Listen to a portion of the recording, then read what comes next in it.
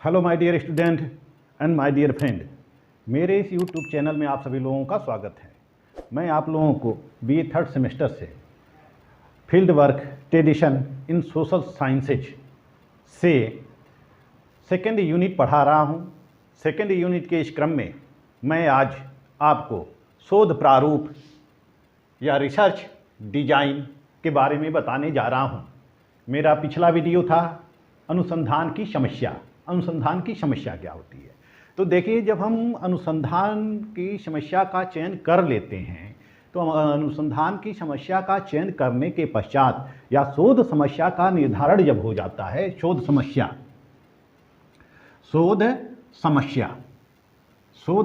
का जब निर्धारण हम कर लेते हैं, निर्धारण करने के बाद दूसरा स्टेप जो आता है, यानी कि ये क्या है, पहला स्टेप है शोध समस्या का निर्धारण। हम शोध समस्या का निर्धारण कैसे करते हैं आप लोग जानते हैं, पिछले वीडियो में मैंने बता दिया है आपको कि शोध समस्या का निर्धारण हम कैसे करते हैं, शोध समस्या का चयन कैसे करते हैं। हम फील्ड में जाते हैं, विभिन्न साहित्य का अध्ययन करते हैं, विभिन्न अनुभव का सहारा लेते हैं, विभिन्न ग्रंथों का सहारा लेते हैं, इत्यादि विभिन्न प्रकार की समस्याएं होती हैं। उन समस्याओं में से जो हमारे लिए उपयोगी समस्या होती है या हमारे शोध का विषय होता है, उसी शोध समस्या का चयन हम कर लेते हैं।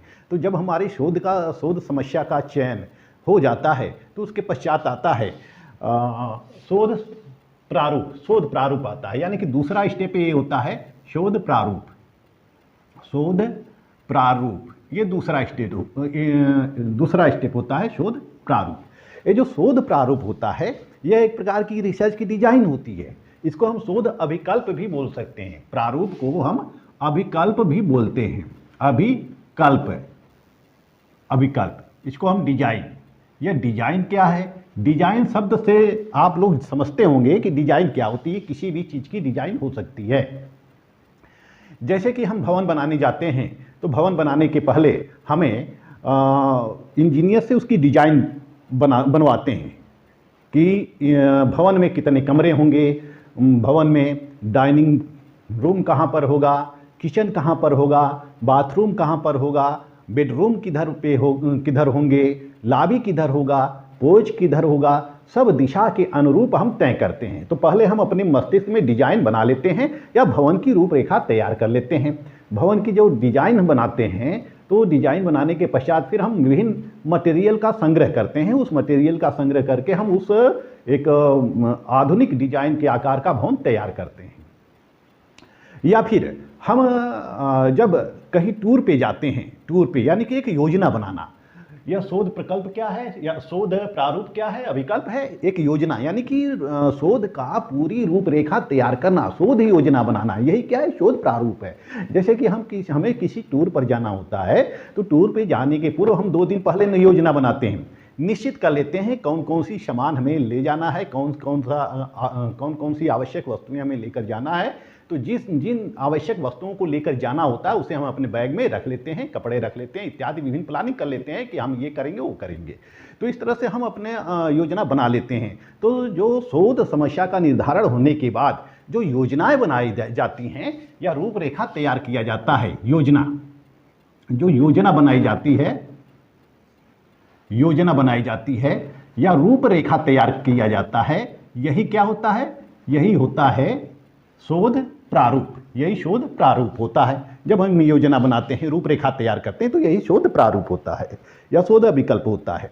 तो हम देखते हैं कि जब हम शोध प्रारूप तैयार करते हैं तो उसमें विभिन्न बातों का समावेश करते हैं। शोध प्रारूप में हम विभिन्न बातों का समावेश करते हैं, जैसे कि पहला चीज हो गया कि प्रस्तावना। जब हम हाइपोथेसिस तैयार करते हैं, हाइपोथेसिस या प्राकल्पना जो हम तैयार करते हैं, तो उस प्राकल्पना में शोध प्रारूप के अंदर ही वह प्राकल्पना रहती है। तो शोध प्रारूप के अंतर्गत ही वह प्राकल्पना का भी निर्माण होता है। तो पहले हम शोध प्रारूप तैयार करते हैं, उसमें पहले क्या होता है, प्रस्तावना होता है। शोध प्रारूप में पहले प्रस्तावना होता है, फिर उसके पश्चात उद्देश्य होता है। उद्देश्य, हम किस उद्देश्य से करना चाहेंगे। उद्देश्य के बाद जो होता है वह प्रविधि, यानी कि तकनीकी कौन कौन सी होती है। प्रविधि के पश्चात रूपरेखा या पाठ्य योजना होती है, रूपरेखा। इसके बाद रूपरेखा होती है, रूपरेखा या पाठ्य योजना, इसको भी कहते हैं पाठ्य योजना। पाठ्य योजना, पाठ्य योजना के बाद उपसंहार, उपसंहार, उसके पश्चात संदर्भ ग्रंथ, संदर्भ ग्रंथ। ये इतने होते हैं, इतने आपके होते हैं शोध प्रारूप में, शोध डिजाइन में, जिसको हम सिनाप्सी कहते हैं, सिनाप्सिस कहते हैं। तो पहले प्रस्तावना होती है, फिर उद्देश्य होता है, प्रविधि होती है, रूपरेखा पाठ्य योजना होती है, उपसंहार होता है, फिर संदर्भ ग्रंथ सूची होती है, अंत में क्या होती है, संदर्भ ग्रंथ सूची होती है।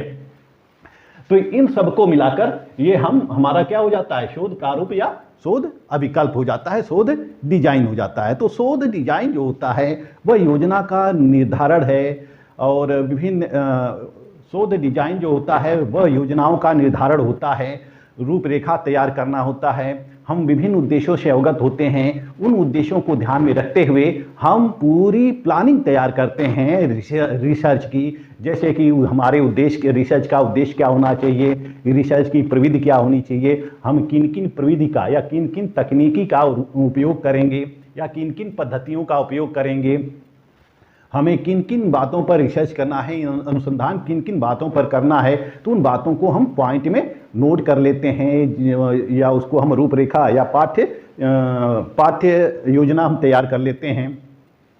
हम जब अपना रिसर्च करते हैं, रिसर्च पूरी कर लेते हैं, रिसर्च करने के पश्चात अंत में उपसंहार लिखते हैं, या इसको हम निष्कर्ष कहते हैं, निष्कर्ष कहते हैं। तो ये जो उपसंहार होता है या निष्कर्ष होता है, यह हमारे पूरे अनुसंधान का निचोड़ होता है, हमने क्या खोज की है, क्या नया पाया है, उन सब का निचोड़ होता है, उन सब का विवरण इसमें दिया रहता है। अंत में संदर्भ ग्रंथ सूची आती है कि हम अपना शोध किन किन संदर्भों से पूरा किए हैं, यानी कौन कौन सी पुस्तक पढ़कर या किन पुस्तकों का अध्ययन करने के पश्चात हमने अपने अनुसंधान कार्य को पूरा किया है, यानी कि संदर्भ ग्रंथ सूची होती है, पूरी सूची होती है, तो वह विवरण दिया रहता है। तो इस तरह से शोध डिजाइन के अंतर्गत ये विभिन्न चीज़ें समाहित होती हैं। आइए देखते हैं कि अच्छे शोध डिजाइन की विशेषताएं क्या होनी चाहिए। मतलब कि हम जो शोध डिजाइन तैयार करते हैं, शोध प्रारूप तैयार करते हैं, तो शोध प्रारूप की कौन कौन सी विशेषताएं होनी चाहिए, हम अपने शोध प्रारूप को कैसे अच्छा बना सकते हैं। तो उसकी पहली विशेषता है अच्छे शोध प्रारूप की वस्तुनिष्ठता, वस्तुनिष्ठता, ऑब्जेक्टिविटी, पहली विशेषता है ऑब्जेक्टिविटी, यानी वस्तुनिष्ठता। हम जो शोध प्रारूप तैयार कर रहे हैं वह उसमें यह ध्यान रखना चाहिए कि जो हमारा शोध प्रारूप हो वह वस्तुनिष्ठ हो, यानी कि उसकी अध्ययन पद्धति जो हो वह वस्तुनिष्ठ हो, मूल्य सापेक्ष नहीं हो। वस्तुनिष्ठ का मतलब मूल्य निरपेक्ष हो, हम अपने मूल्यों को उसमें समाहित न करें। शोध की योजना बनाते समय हमें यह ध्यान रखना चाहिए कि वह मूल्यात्मक कम से कम हो, मूल्यात्मक कम से कम हो। बिल्कुल, हम चूंकि ये सोशल साइंस है, सोशल साइंस में हम मूल्य निरपेक्ष की बात 100% नहीं कर सकते हैं। हमारे मूल्य कहीं न कहीं अनुसंधान में समाहित हो ही जाते हैं। तो हमें यह ध्यान रखना चाहिए कि जो शोध प्रारूप हो वह मूल्य निरपेक्ष, मूल्य सापेक्ष कम से कम हो। तो यह पूरा वस्तुनिष्ठ होना चाहिए, ऑब्जेक्टिविटी उस शोध प्रारूप में होनी चाहिए। दूसरी बात विश्वसनीयता, शोध प्रारूप में विश्वसनीयता होनी चाहिए, यानी कि रिलायबिलिटी होनी चाहिए, रिलायबिलिटी, विश्वसनीयता, यानी कि हम जो शोध कर रहे हैं, शोध में जो हमारे आंकड़े जुटाए जाएंगे, आंकड़े हमारे खोजे जाएंगे, वह आंकड़े कैसे होने चाहिए, वह विश्वसनीय होना चाहिए और विश्वसनीय स्रोतों से ही प्राप्त होना चाहिए। और जो हम डाटा कलेक्शन करते हैं, मैटर कलेक्शन करते हैं, वह सब मैटर कलेक्शन, डाटा कलेक्शन, सब कुछ क्या होना चाहिए, विश्वसनीय होनी चाहिए। विश्वसनीय के साथ साथ उसकी वैधता भी होनी चाहिए, वैधता यानी कि मान्यता भी होना चाहिए, लीगल भी होना चाहिए। ऐसा न हो कि वो जो वैध हो, वह हमारे जो डाटा हैं या आंकड़ा है, वैलिडिटी, लीगल, या इसको वैलिडिटी कहते हैं। तीसरा क्या है, वह वैध होनी चाहिए। हमारे जो आंकड़ा है, हम जिस विषय पर अनुसंधान करने जा रहे हैं, रिसर्च करने जा रहे हैं, वह रिसर्च का क्षेत्र, उस रिसर्च के क्षेत्र में जो हमें आंकड़े प्राप्त हो वह वैध होना चाहिए, सत्य होना चाहिए और वह वैलिड होना चाहिए। मतलब कि उसमें हम इधर उधर से तोड़ मरोड़ कर फैक्ट को हम शामिल नहीं कर सकते हैं, आंकड़े को नहीं कर सकते हैं, बल्कि जो आंकड़ा वास्तविक रूप में दिखाई देता है वही वास्तविक रूप में वह आंकड़ा होनी चाहिए।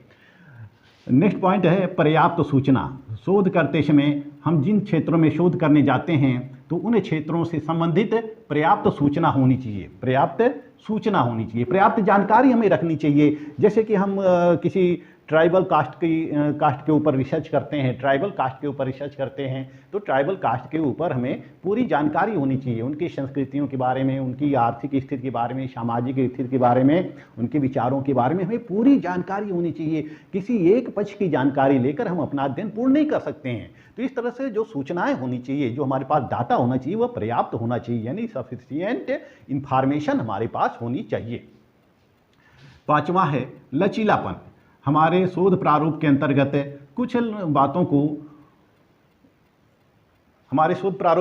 कुछ बातों में लचीलापन होना चाहिए, फ्लेक्सिबिलिटी होनी चाहिए। शोध में क्या है? फ्लेक्सिबिलिटी होनी चाहिए।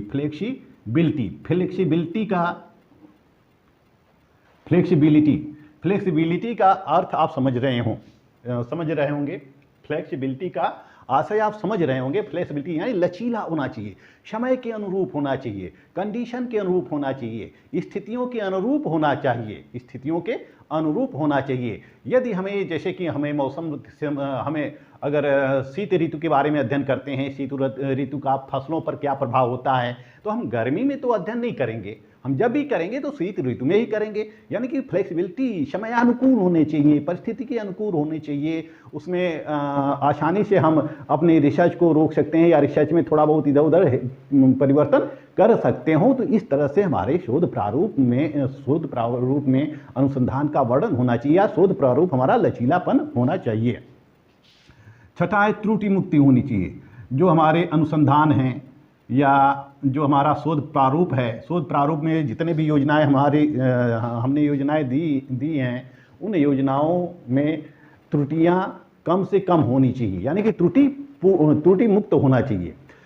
गलतियां नहीं होनी चाहिए, न तो डाटा कलेक्शन में गलती होनी चाहिए, न तो मेथड ऑफ डाटा कलेक्शन में गलती होनी चाहिए। डाटा कलेक्शन और मेथड ऑफ डाटा कलेक्शन दोनों में किसी प्रकार की त्रुटि नहीं होनी चाहिए। यदि त्रुटि होती है तो फिर हमारा रिसर्च वास्तविक नहीं हो सकता है। सातवां उद्देश्य अनुकूल है। हमारा जो हम जिस विषय पर भी हम शोध करने जाते हैं, वह विषय हमारा उद्देश्य अनुकूल होना चाहिए।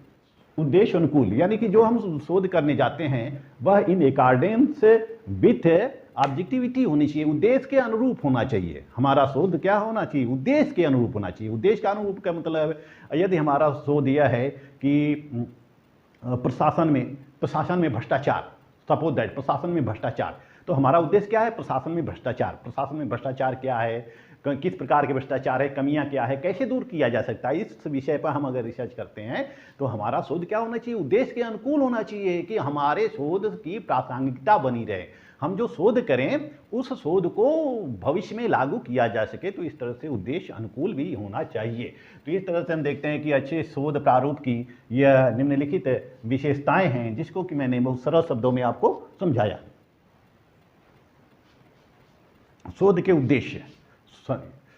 प्रारूप के उद्देश्य। शोध प्रारूप का उद्देश्य क्या होना चाहिए, यानी कि शोध प्रारूप हम क्यों बनाते हैं, हमारा क्या उद्देश्य होता है शोध प्रारूप बनाने का।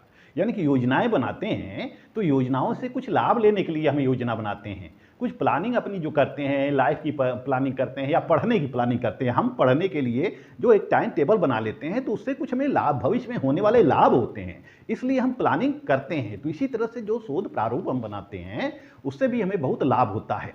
पहला लाभ यह होता है कि शोध प्रारूप के द्वारा समस्या या शोध विषय से संबंधित ज्ञान का निर्धारण होता है, यानी कि विषय से संबंधित ज्ञान का निर्धारण हम करते हैं। निर्धारण कि हम जो हमारा अनुसंधान समस्या है, उस समस्या को हम कैसे दूर कर सकते हैं। इसमें विभिन्न प्रकार की प्रविधि हम दे दिए होते हैं शोध प्रारूप में।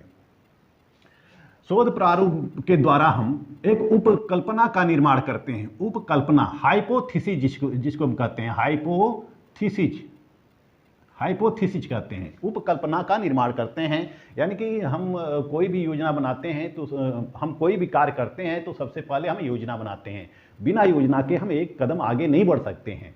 यदि बिना योजना के हम एक कदम आगे बढ़ते हैं तो समझ लीजिए कि हम निरुद्देश्य होकर इधर उधर घूम रहे हैं, हमारा कोई उद्देश्य नहीं है। तो हमारा उद्देश्य क्या होता है, कोई काम करना होता है, काम करने के लिए हम योजनाएं बनाते हैं, उस योजना के अकॉर्डिंग हम काम करते हैं। तो जब योजना के अकॉर्डिंग हम काम करते हैं तो वह हम एक मन में अपने एक विचार तय कर लेते हैं, एक कॉन्सेप्ट बना लेते हैं कि हमें ये करना है या इस प्रकार करना है। तो इस तरह से शोध प्रारूप से हम उपकल्पना का निर्माण करते हैं। इस उपकल्पना के बारे में आपको नेक्स्ट वीडियो में बताऊंगा। तीसरा है कार्य करण के संबंधों का पता लगाना। कार्य करण के संबंध का पता लगाना। शोध प्रारूप हम लोग बनाते हैं, शोध प्रारूप जो हम बनाते हैं उस शोध प्रारूप के अंतर्गत क्या, कब, क्यों, कैसे, कितना इत्यादि बातों का उल्लेख होता है। मतलब कि व्हाट इज, हाउ, विच इत्यादि, भाई इत्यादि संबंधी बातों का उल्लेख होता है कि हमारी जिज्ञासाएं होती हैं, हमारी जिज्ञासाएं होती हैं कि विभिन्न घटनाओं का आपस में क्या संबंध है। जिस विषय पर हम शोध करने जा रहे हैं उस विषय पर जब हम शोध करने जा रहे हैं तो विभिन्न घटनाएं होती हैं, घटित होती हैं। तो उन घटनाओं का आपस में संबंध क्या है, एक घटनाओं का दूसरे घटनाओं के ऊपर क्या प्रभाव पड़ता है, इन सब के बारे में हम पता लगाते हैं कार्य और करण के संबंध। जैसे कि विज्ञान में हम देखते हैं कि चंद्र ग्रहण क्यों होता है, सूर्य ग्रहण क्यों होता है, यह घटना है। चंद्र ग्रहण क्या है, घटना है। अब चंद्र ग्रहण क्यों होता है इसके बारे में हम पता लगाते हैं। जानकारी जब मिलती है तब हमारी जिज्ञासा शांत होती है। यानी कि कार्य और करण के संबंध, कार्य यानी जो घटनाएं हो रही हैं किस कारण से हो रही हैं, इस सब का पता लगाना। जैसे प्रशासन में भ्रष्टाचार हो रहा है, नौकरशाही में भ्रष्टाचार हो रहा है, तो क्यों हो रहा है इसके कारण का हम पता लगाएंगे। यानी कि घटना है, प्रशासन में भ्रष्टाचार हो रहा है, रिश्वतखोरी हो रही है, यह एक घटना है। क्यों हो रहा है, कार्य यानी कि करण, करण का मतलब कारण, कारण क्या है इसके बारे में हम पता लगाएंगे। तो शोध प्रारूप के अंतर्गत हमें कार्य और कारण के संबंध निर्धारित होते हैं। चौथा, अज्ञात तथ्यों का पता लगाना। अज्ञात तथ्यों का पता लगाना, हमारे अंदर कुछ ऐसे तथ्य होते हैं जो अज्ञात तथ्य होते हैं। अज्ञात तथ्य होते हैं जिनके बारे में हमें कोई जानकारी नहीं रहती है। हमारे सामने जो तथ्य दिखाई देते हैं उन्हीं तथ्यों का हम विश्लेषण करते हैं, एनालिसिस करते हैं। लेकिन रिसर्च करते करते कुछ नए नए तथ्य सामने आने लगते हैं जो हमें पता नहीं चलता है, या फिर जो हमें पता नहीं होता है। तो जब हमारे सामने नए नए तथ्य सामने आने लगते हैं तो फिर हम उस तथ्यों पर रिसर्च शुरू कर देते हैं, यानी कि उन तथ्यों को भी शामिल कर लेते हैं। जैसे कि किसी क्षेत्र में हम जाते हैं, किसी क्षेत्र में हम जाएं रिसर्च करने के लिए, हमारी एक समस्या होती है, लेकिन जब हम देखते हैं कि अरे ये तो कई समस्याएं उभर कर सामने आ रही हैं। तो इस तरह से शोध प्रारूप के द्वारा हम विभिन्न प्रकार की समस्याओं को इंगित कर सकते हैं, अज्ञात तथ्यों का हम पता लगा सकते हैं। यह जो शोध प्रारूप होता है, यह शोध प्रारूप यह रिसर्च को यानी कि शोध को एक दिशा प्रदान करता है। शोध को दिशा प्रदान करना, दिशा प्रदान करना, शोध को दिशा प्रदान करता है। यानी कि हम जो शोध करते हैं, शोध करने के लिए हमने पहले से एक रूपरेखा तैयार कर रखी है, पहले से हमने योजना बना रखी है, उस योजना के अनुसार हम कार्य करते हैं। तो वह योजनाएं हमारे किस में दी होती हैं, शोध प्रारूप में दी होती हैं। इसके द्वारा, शोध प्रारूप के द्वारा हम हमारा जो अध्ययन है यानी अनुसंधान में सरलता हो जाती है, अनुसंधान में सरलता हो जाती है, अनुसंधान में सरलता उत्पन्न हो जाती है। यह हमारे शोध को मितव्ययी बनाता है, मितव्ययी बनाता है। यह शोध प्रारूप हमारे शोध अध्ययन को सरल बनाता है, मितव्ययी बनाता है। चूँकि हमने इसमें पहले से ही संसाधनों का निर्धारण कर लिया होता है कि हमें किन संसाधनों का उपभोग करना है और इसके लिए वित्त की कितनी ज़रूरत होती है, तो हम पूरी रूपरेखा निश्चित कर लेते हैं। तो यह हमारे शोध को सरल और आसान बनाता है, यह मितव्ययी बनाता है। नेक्स्ट जो अंतिम है वह समस्या निराकरण में सहायक, या समस्या का समाधान प्रस्तुत करना। जो ये शोध प्रारूप होता है उसके अंतर्गत हम क्या करते हैं, मतलब कि शोध प्रारूप के द्वारा हम समस्या समाधान प्रस्तुत करते हैं, समस्या का समाधान प्रस्तुत करते हैं। ये यहाँ पे का, समस्या का समाधान प्रस्तुत करते हैं। क्योंकि हम समस्या का चयन पहले से ही कर लेते हैं तो योजना बनाते हैं, योजना के द्वारा हम समस्या का निराकरण करते हैं, अनुसंधान करते हैं, रिसर्च कार्य करते हैं, अपना रिसर्च पूरी करते हैं। रिसर्च पूरी करने के पश्चात हम अपनी समस्या का निराकरण करते हैं। तो हमारे शोध प्रारूप के कुछ उद्देश्य होते हैं, जिन उद्देश्यों को पूरा करने के लिए हम शोध प्रारूप का निर्माण करते हैं, शोध प्रारूप बनाते हैं। आइए हम देखते हैं कि शोध प्रारूप के प्रकार कौन कौन से हैं। शोध प्रारूप के प्रकार, पहला है अन्वेषणात्मक। आइए हम देखते हैं शोध प्रारूप के प्रकार। शोध प्रारूप के कितने प्रकार होते हैं? देखिए, शोध प्रारूप के कई प्रकार होते हैं, हो सकते हैं। शोध प्रारूप के कई प्रकार होते हैं। पहला है अन्वेषणात्मक शोध प्रारूप, exploratory research design. Exploratory research design, exploratory research design. यह जो अन्वेषणात्मक शोध प्रारूप होता है, जैसा कि नाम से ही स्पष्ट है, अन्वेषण करना। अन्वेषण, अन्वेषण मतलब कि खोज करना, खोज करना, अन्वेषण करना, खोज करना। हमारे कुछ शोध प्रारूप इस प्रकार के होते हैं जो कि किसी विशेष परिस्थितियों के समाधान करने के लिए बनाए जाते हैं, या कुछ ऐसे रिसर्च कार्य होते हैं जो केवल विशेष परिस्थितियों के लिए ही किए जाते हैं।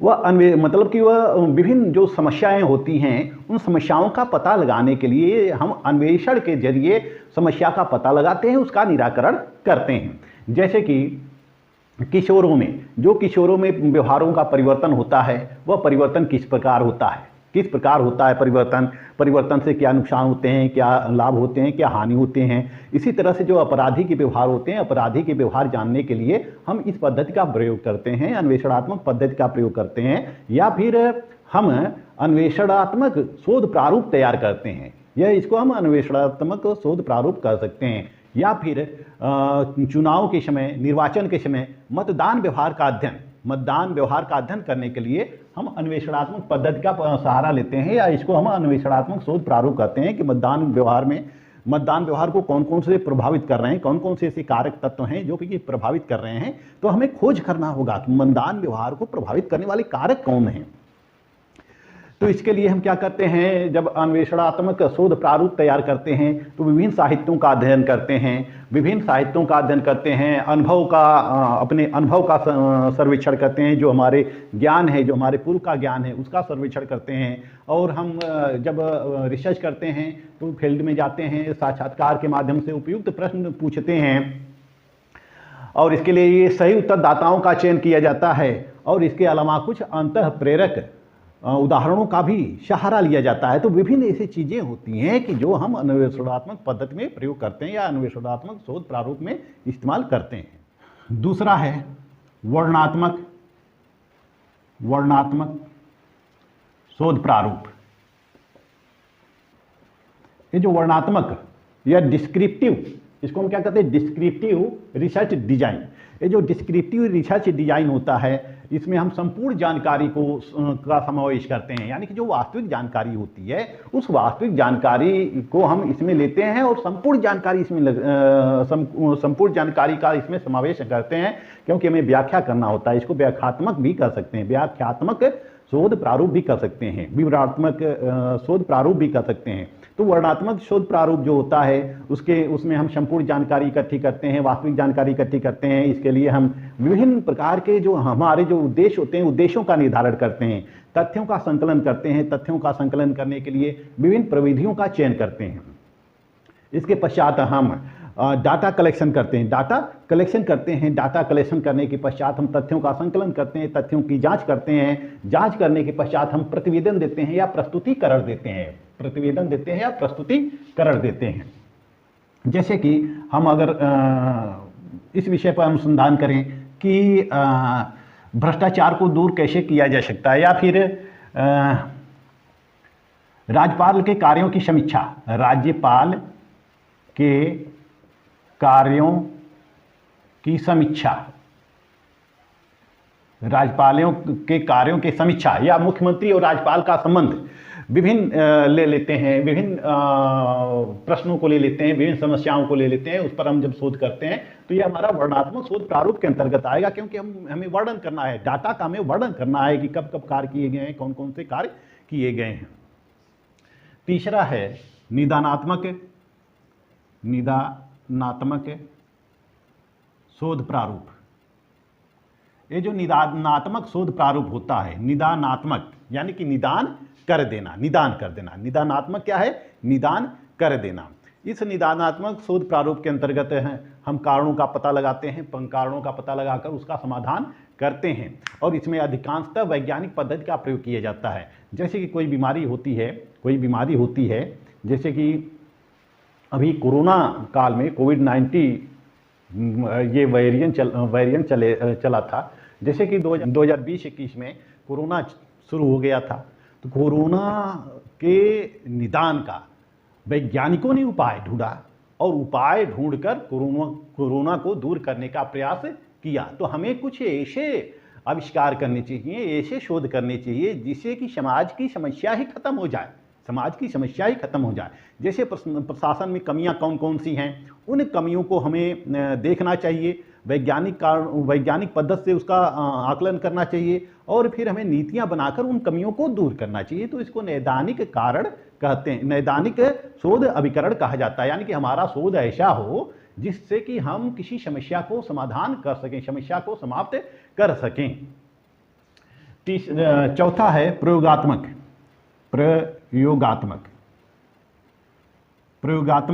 शोध प्रारूप। ये जो प्रयोगात्मक शोध प्रारूप होता है, इसमें 2 या 2 से अधिक चर होते हैं, विभिन्न वेरिएबल्स होते हैं, 2 या 2 से अधिक चर होते हैं। दोनों चरों के बीच आपस में संबंध निर्धारित किया जाता है, उनके प्रभाव और कारणों की जांच की जाती है, 2 चरों के बीच संबंध स्थापित किया जाता है। इसमें 2 समूह होते हैं, 2 समूह होते हैं, एक अनियंत्रित समूह होता,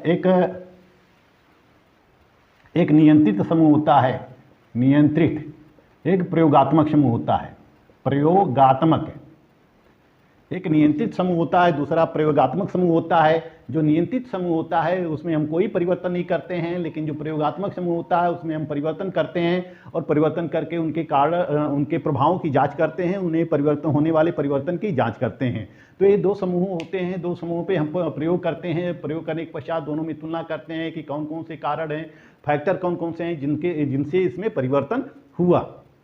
तो ये जो प्रयोगात्मक हैं, ये 3 प्रकार के होते हैं। प्रयोगात्मक शोध प्रारूप 3 प्रकार के होते हैं। पहला जो होता है पश्चात पूर्व,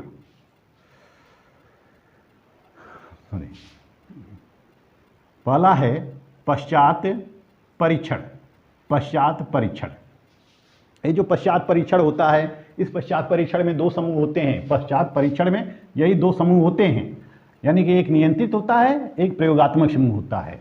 और पश्चात परीक्षण के अंतर्गत इन दोनों प्रयोग किया जाता है। जो नियंत्रित समूह होता है, उस समूह में हम कोई फेरबदल नहीं कर सकते हैं, कोई परिवर्तन नहीं कर सकते हैं। जब प्रयोगात्मक समूह पर हम परिवर्तन करते हैं प्रयोगात्मक समूह पे, जब हम एक समूह में विभिन्न परिवर्तन करते हैं, विभिन्न प्रकार के परिवर्तन उत्पन्न करते हैं, तो उनमें परिवर्तन क्यों होता है, कैसे होता है, इन सबके कारणों की जांच करते हैं। तो दोनों नियंत्रित और प्रयोगात्मक समूह का परस्पर अध्ययन करते हैं, और किन कारणों से परिवर्तन होता है, क्यों होता है, इत्यादि की जांच हम करते हैं। दूसरा है पूर्व पश्चात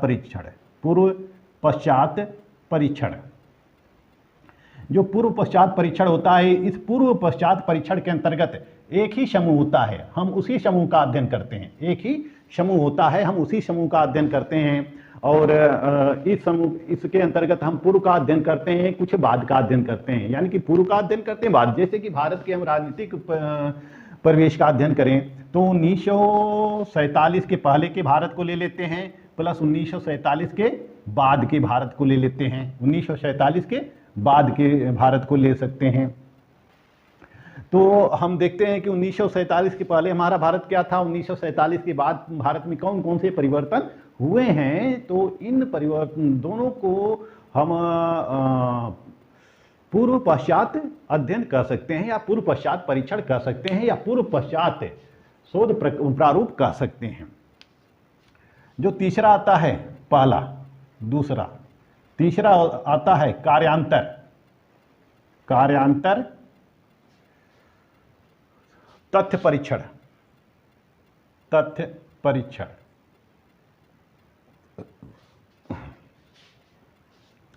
कार्यांतर तथ्य, तीसरा है कार्यांतर तथ्य परीक्षण। कार्यांतर तथ्य परीक्षण के अंतर्गत दो समूह होते हैं, दो समूह, दोनों की हम तुलनात्मक अध्ययन करते हैं, यानी कि ऐतिहासिक घटनाओं का अध्ययन करते हैं, ऐतिहासिक घटनाओं के आधार पर उनका तुलनात्मक अध्ययन करते हैं और दोनों समूह की उपस्थिति का पता लगाते हैं। जैसे कि हम ब्रिटेन और इंडिया के पॉलिटिकल सिस्टम का अध्ययन करें तो दो समूह हो गए, ब्रिटेन और इंडिया के पॉलिटिकल सिस्टम का अध्ययन करते हैं, दो समूहों का अध्ययन करते हैं, दो चरों का अध्ययन करते हैं, तो दो समूहों का अध्ययन करते हैं, ऐतिहासिक परीक्षण करते हैं, ऐतिहासिक अनुसंधान करते हैं, ऐतिहासिक घटनाओं का अध्ययन करते हैं और दो समूह की उपस्थिति के बारे में जानते हैं। इनका जो हम अध्ययन करेंगे तो हम ये बताएंगे कि देश की शासन प्रणाली सर्वोत्तम है, किस देश की शासन प्रणाली सर्वोत्तम है। तो इसको हम कार्यांतर, यानी कि कार्यों का अंतर, मतलब उनके कार्यों में जो अंतर होता है उनका हम परीक्षण करते हैं कि उसमें कौन से कार्य होते हैं, इसमें कौन से कार्य होते हैं तो क्यों होते हैं इत्यादि। तो इस तरह से शोध प्रारूप को हम कई प्रकार से बना सकते हैं, अन्वेषणात्मक बना सकते हैं, वर्णनात्मक बना सकते हैं, निदानात्मक बना सकते हैं, प्रयोगात्मक बना सकते हैं। आइए हम देखते हैं कि शोध प्रक्रिया में शोध विकल्प या शोध डिजाइन का महत्व क्या है। शोध डिजाइन का महत्व क्या है? तो शोध डिजाइन के द्वारा जब हम अपना शोध तैयार करते हैं तो यह हमारी शोध प्रक्रिया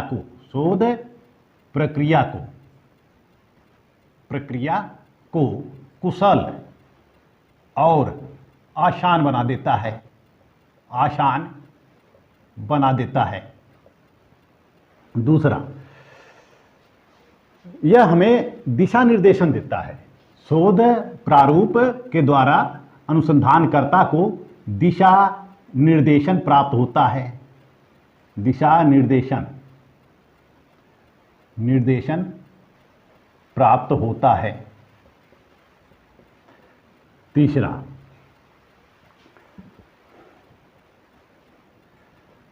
दिशा निर्देशन प्राप्त होता है। इसी तरह से जो शोध की सीमा होती है और कार्यक्षेत्र होता है उसको परिभाषित करना, यानी कि शोध सीमा को इंगित करना, शोध सीमा को इंगित करना। देखिए, चौथा है त्रुटियों को कम करना। ये जो शोध प्रारूप होता है, जब शोध प्रारूप हम तैयार कर लेते हैं तो चूंकि सब कुछ हमारे संसाधन तय हो जाते हैं, अनुसंधान कर्मी तय हो जाते हैं, सब कुछ हम एकदम व्यवस्थित कर लेते हैं। तो शोध प्रारूप बनाने से, तैयार करने से, शोध प्रारूप होने से हमारे शोध अनुसंधान में कमियां कम से कम होती हैं, त्रुटियां कम से कम होती है। पूर्वाग्रह को कम करना, हमें इसमें विभिन्न प्रविधियों के बारे में दिया होता है, प्रविधि हम दे देते हैं, यानी कि तकनीकी दे देते हैं, प्रविधि या पद्धतियाँ दे देते हैं। तो पद्धतियाँ होने से इसमें पूर्वाग्रहों को कम किया जा सकता है। हम अपने मन से इसमें कुछ डेटा नहीं डाल सकते हैं, अपने मन से अपनी भावनाओं को नहीं डाल सकते हैं, अपने पूर्वाग्रहों को इसमें नहीं डाल सकते हैं। कठिनाइयों को दूर करना, शोध प्रारूप होने से विभिन्न शोध मार्ग में आने वाली विभिन्न जो कठिनाइयाँ होती हैं वो दूर होती हैं। जो आंकड़े होते हैं, आंकड़ों के विश्लेषण करने में आसानी होती है, क्योंकि हम इसमें आंकड़ा संग्रह के विधियों को दे दिए होते हैं, तथ्यों को दे दिए होते हैं। तो विभिन्न योजनाएं इसमें समाहित रहती हैं। तो इस तरह से आंकड़ा के विश्लेषण करने में आसानी रहती है।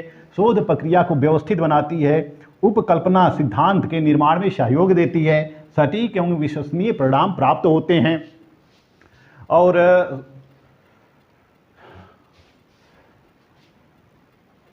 आंकड़ों के विश्लेषण में आसानी होती है, शोध प्रक्रिया को व्यवस्थित करती है, उपकल्पना सिद्धांतों के निर्माण में सहयोग देती है, सटीक एवं विश्वसनीय परिणाम प्राप्त होते हैं। ये शोध प्रारूप का महत्व है, यह शोध प्रारूप का महत्व है। तो मेरे प्यारे छात्रों और मेरे प्यारे मित्रों, आज के वीडियो में बस इतना ही। नेक्स्ट वीडियो मेरा होगा उपकल्पना, हाइपोथेसिस का निर्माण, कैसे हम हाइपोथेसिस को बनाते हैं या हाइपोथेसिस क्या होती है, व्हाट इज हाइपोथेसिस। मेरा वीडियो आप लोग देखते रहिए, अच्छा लगे तो मेरे चैनल को लाइक, सब्सक्राइब और शेयर करते रहिए, कमेंट बॉक्स में जाकर कमेंट भी करते रहिए। मिलते हैं अगले वीडियो में, तब तक के लिए धन्यवाद।